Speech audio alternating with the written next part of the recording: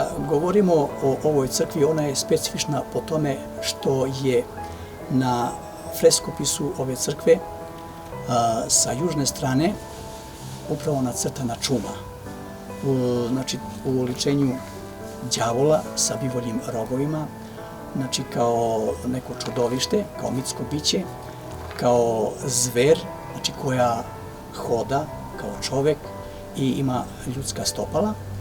I ono što je zanimljivo zašto je to urađeno jeste činjenica, u to vreme je vladala kuga na ovim prostorima i pošto je bio veliki pomor, onda su ljudi nekako uspeli da nadmudre čumu i da je uhvate, pa su je vezali u lancima, tako je ona i prikazana, vezana i okovana u lancima i postigli su sporazum sa čumom da ih više ne dira, ali za uzvrat oni su morali da održavaju ličnu higijenu.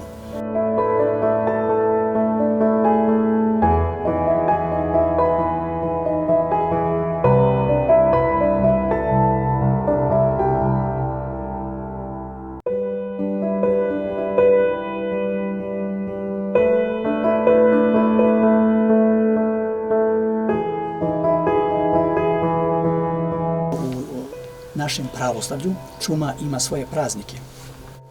A to je 30. januar, odnosno Sveti Antonije, i 31. januar Sveti Atanasije. I imamo porodice koje obeležavaju ove praznike.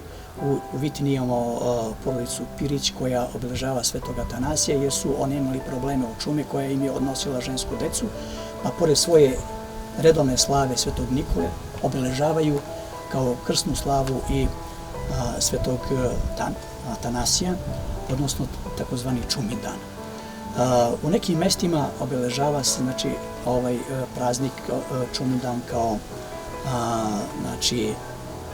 postna nedelja koja je posvećena čumi, a čak postoje u nekim selima i takozvano čumino groblje jer je ona masovno odnosila žrtve.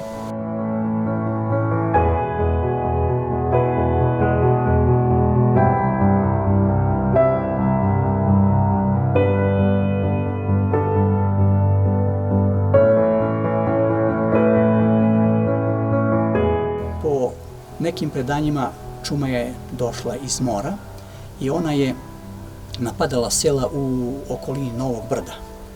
Da bi se ljudi zaštitili, po predanju, oni su uzeli 2 vola bliznaka i 2 momka blizanca i tako su zaorali oko sela Trnićevca i spasili su se od čume.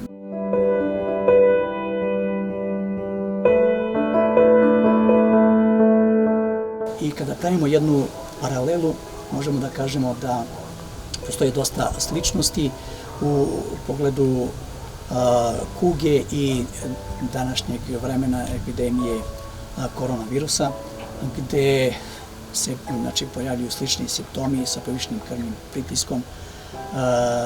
Zatim imamo lezije, žlezda i tako dalje.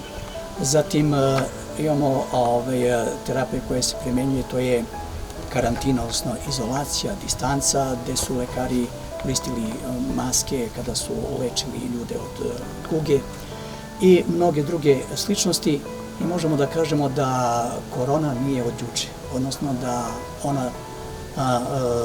da je pre svega čuma, odnosno kuga, preteča današnje korone.